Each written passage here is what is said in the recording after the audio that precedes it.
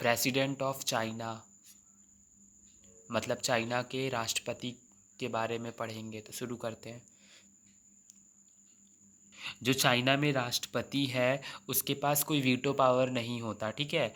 और वो अपने सभी कार्यों के लिए राष्ट्रीय जनवादी कांग्रेस और उसकी अस्थाई समिति के ऊपर निर्भर रहता है, ठीक है। जो चाइना में जो राष्ट्रपति है, ना तो उसके पास कोई वीटो पावर होता है, और वो अपनी सभी कार्यों के लिए जो राष्ट्रीय जनवादी कांग्रेस है और जो उसकी अस्थाई समिति है उसके ऊपर निर्भर रहता है। तो और चाइना में जो राष्ट्रपति है, जो प्रेसिडेंट है, उसका निर्वाचन कैसे होता है उसके बारे में अब हम जानते हैं, ठीक है। तो देखो, जो चाइना में जो राष्ट्रपति है वो राष्ट्रीय जनवादी कांग्रेस के द्वारा चुना जाता है, ठीक है। मतलब जो चाइना में राष्ट्रपति है वो राष्ट्रीय जनवादी कांग्रेस के द्वारा चुना जाता है, उसका चुनाव किया जाता है, ठीक है। जो राष्ट्रीय जनवादी कांग्रेस है उसके द्वारा राष्ट्रपति का चुनाव किया जाता है चाइना में, और उपराष्ट्रपति का भी, ठीक है। और 1982 में के अंतर्गत, मतलब जो 1982 का जो संविधान था उसके अंतर्गत आर्टिकल 79 के मुताबिक जो चाइना में जो राष्ट्रपति है उसका चुनाव कौन करता है? राष्ट्रीय जनवादी कांग्रेस, ठीक है। अब राष्ट्रपति की योग्यता क्या होती है चाइना में? तो फिर जो चीन है, चीन में राष्ट्रपति की योग्यता क्या होती है उसके बारे में हम देखते हैं। तो 45 वर्ष का होना चाहिए, ठीक है। मतलब एज कितनी होनी चाहिए?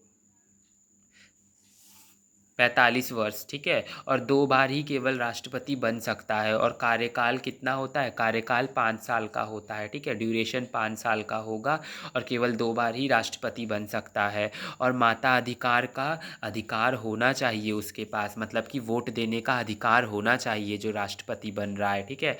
और अगर राष्ट्रपति का पद खाली है ना, तो उपराष्ट्रपति उसका पद उपराष्ट्रपति जो होगा वो उसके पद पे आ जाएगा, ठीक है। और चीन में जो नागरिक हैं, जो मतलब कि जो वोट देने का अधिकार है, वही एलिजिबल होंगे राष्ट्रपति के लिए। मतलब कि जिसको वोट देने का अधिकार होगा चाइना में, वही क्या होगा? वही राष्ट्रपति का उम्मीदवार बनने के लिए सक्षम रहेगा, ठीक है। मतलब एलिजिबल रहेगा। अब इसका कार्य देखते हैं, राष्ट्रपति का क्या क्या कार्य है चाइना में। तो पहला आ जाएगा कानून का निर्माण, मतलब सॉरी, पहला क्या है? कानून लागू करता है, ठीक है। मतलब ये कि जो जो जो राष्ट्रपति है चाइना में, वो कांग्रेस के आदेशानुसार जो राष्ट्रपति है वो कानून को लागू करता है, ठीक है। लागू करता है, और राष्ट्रीय जनवादी कांग्रेस और उसकी जो अस्थाई समिति है उसके आदेशानुसार क्या करेगा? कानून को लागू करेगा। और दूसरा पॉइंट है, नियुक्ति करता है। क्या नियुक्ति करता है? जो राष्ट्रपति है वो प्रधानमंत्री, उप प्रधानमंत्री और मंत्रियों आयोग के जो ऑडिटर जनरल होते हैं उनकी नियुक्तियां करता है, और उनकी नियुक्तियां भी करता है और उन्हें पद से हटा भी सकता है, ठीक है।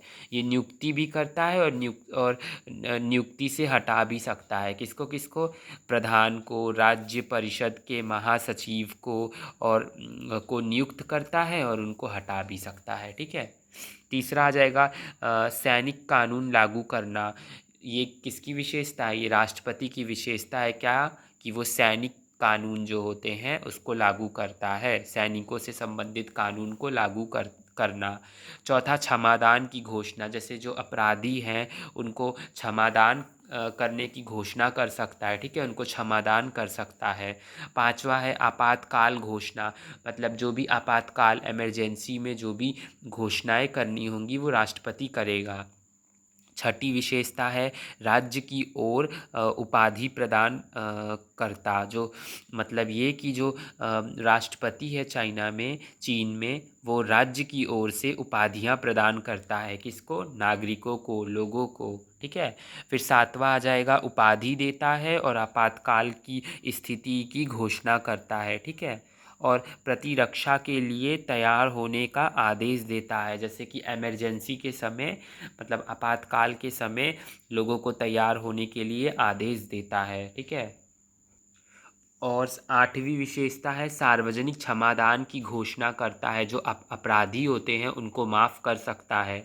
और नौवीं विशेषता है जनवादी कांग्रेस और उसकी कार्य समिति के आदेश अनुसार पर विधियों और अध्यादेशों, ठीक है, अध्यादेशों को प्रभावित करता है। मतलब कि जो राष्ट्रीय जनवादी कांग्रेस है और उसकी जो अस्थाई समिति है, मतलब जो राष्ट्रीय जन कांग्रेस है और उसकी जो मतलब जो राष्ट्रीय जन कांग्रेस है और उसकी जो कार्य समिति है, उनके आदेश अनुसार पर वो क्या करता है, विधियों और अध्यादेशों को प्रभावित करता है, ठीक है।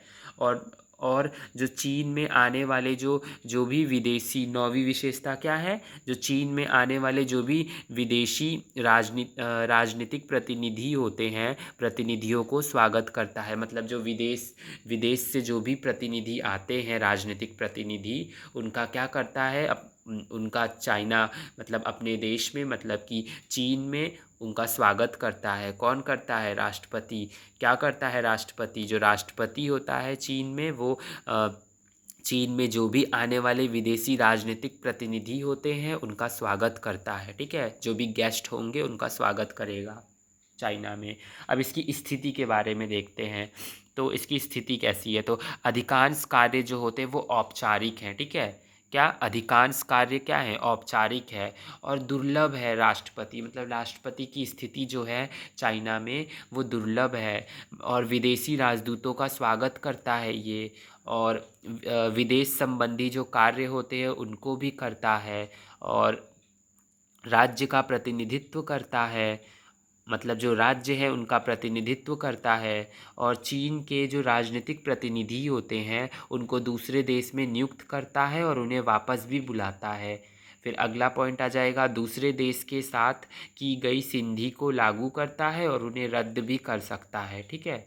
फिर नेक्स्ट पॉइंट है, अगला पॉइंट, अगला बिंदु, चीन गणराज्य का प्रतिनिधित्व करता है। मतलब जो चीन का गणराज्य है उसका प्रतिनिधित्व करता है विदेश में, ठीक है।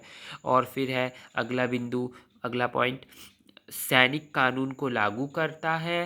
मतलब जो सैनिक कानून होंगे उनको लागू करना और प्रतिरक्षा के लिए तैयार होने का आदेश भी जारी कौन करता है? ये राष्ट्रपति करता है, ठीक है। और जनवादी कांग्रेस और उसकी कार्य समिति के आदेशानुसार पर विधियों और अध्यादेशों को प्रभावित भी करता है, ठीक है। मतलब जो जनवादी कांग्रेस है और उसकी जो अस्थाई समिति है उनके आदेशों के अनुसार क्या करेगा, जितनी भी विधियां हैं, मतलब कानून है और अध्यादेश हैं, अध्यादेशों को क्या करेगा, प्रभावित करेगा। और ये जो जितनी भी स्थिति मैंने इसके पॉइंट बताए स्थिति में, वो सारी की सारी, ठीक है। इसमें नोट करने की बात ये है कि सारे कार्य क्या होते हैं, जो सारे कार्य होंगे वो राष्ट्रीय जनवादी कांग्रेस और उसकी अस्थाई समिति के आदेशानुसार करेगा, ठीक है। मतलब कि जो भी कार्य करेगा ये राष्ट्रपति चाइना में, वो सारे कार्य राष्ट्रपति जो करेगा वो राष्ट्रीय जनवादी कांग्रेस और उसकी अस्थाई समिति के आदेशानुसार करता है।